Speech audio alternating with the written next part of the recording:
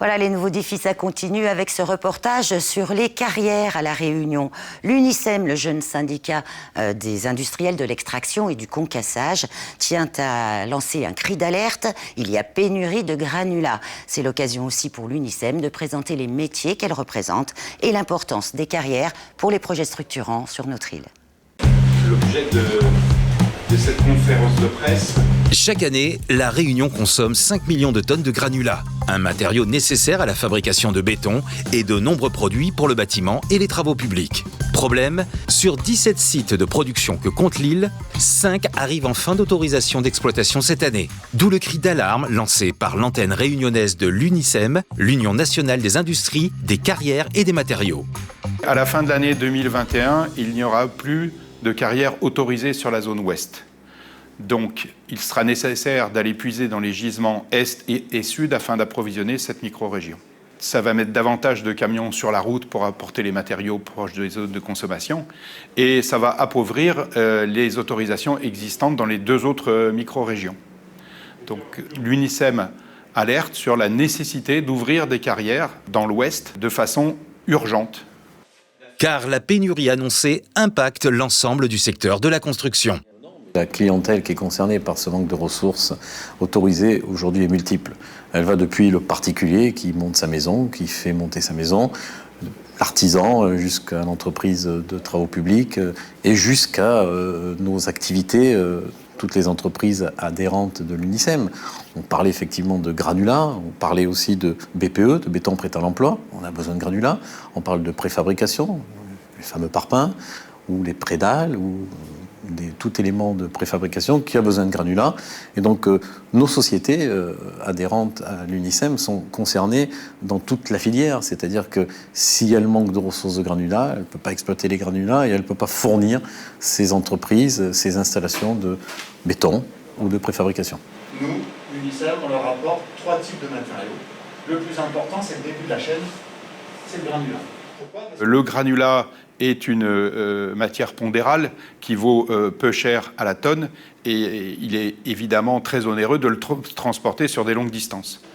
Donc avoir sur une même zone les gisements, les installations de concassage et de distribution pour la consommation locale est tout à fait primordial afin de limiter les transports.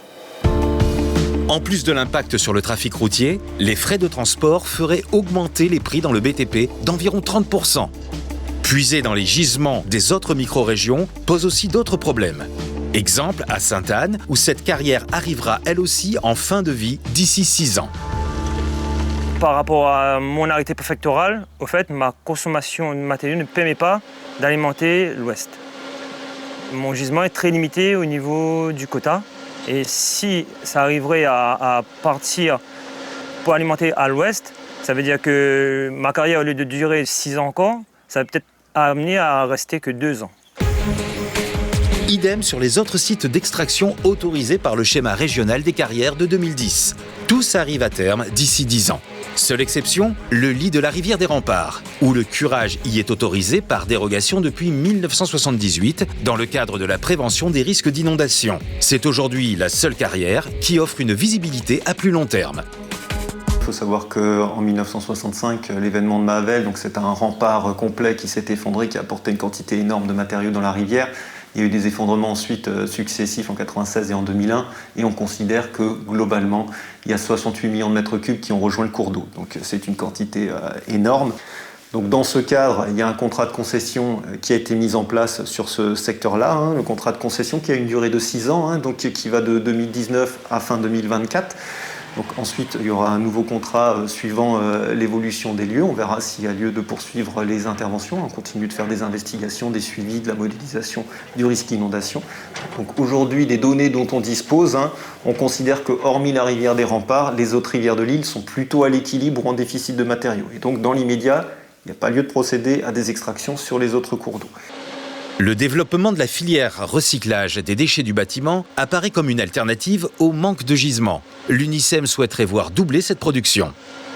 L'UNICEM estime que nous sommes aux alentours du 15% de matériaux recyclés vendus sur la totalité des matériaux consommés. Si on doit le comparer avec les chiffres que l'on a de la métropole, sur quelque chose qui est 30%, Effectivement, on est sur un métier, on est sur une filière qui se développe, qui se professionnalise sur notre département, notre région, La Réunion. Et aujourd'hui, nous sommes convaincus que c'est quelque chose qui va s'accélérer. Il est bien évident qu'on ne va pas pouvoir construire avec 100% de matériaux recyclés, mais en tout cas, pouvoir tendre vers ce chiffre d'une trentaine de pourcents. Il existe actuellement 2 usines de valorisation sur l'île. Nous sommes ici sur la principale, Valoron au port. Nos produits donc, viennent des démolitions du BTP, donc tout ce qui est démolition de bâtiments, rénovation. On vient aussi récupérer des déchets du terrassement, donc travaux publics, de voirie. Tout ce qui est donc, déchets arrive chez nous, sont recyclés et donc on réutilise comme nouvelle matière première dans le travaux publics principalement. Pour augmenter la capacité de production d'industries comme celle-ci, il faut du temps. Comme pour les carrières, les démarches sont longues avant d'obtenir une autorisation. Globalement, ici à La Réunion, on a une déficience de foncier. Le traitement d'un déchet comme celui-là, on s'imagine bien, on parle de millions de tonnes de déchets. Donc il faut la place pour réceptionner ces millions de tonnes de déchets. Et ça, une fois que c'est transformé, c'est autant de place pour stockage des matériaux recyclés. Donc on aura beaucoup de difficultés à avoir des plateformes qui se développent dans de bonnes conditions pour qu'on respecte à la fois la réglementation, puisque un site comme celui-là est un site classé protection de l'environnement, qui demande des autorisations préfectorales, qui demande une réglementation bien particulière. Donc c'est vraiment un des points majeurs, c'est celui du foncier. Seule solution à moyen terme pour l'UNICEM, ouvrir des carrières en partenariat avec des agriculteurs, comme ici à Pierrefonds. Difficile d'imaginer que ces 15 hectares de bananes et de palmistes sont cultivés sur une ancienne carrière.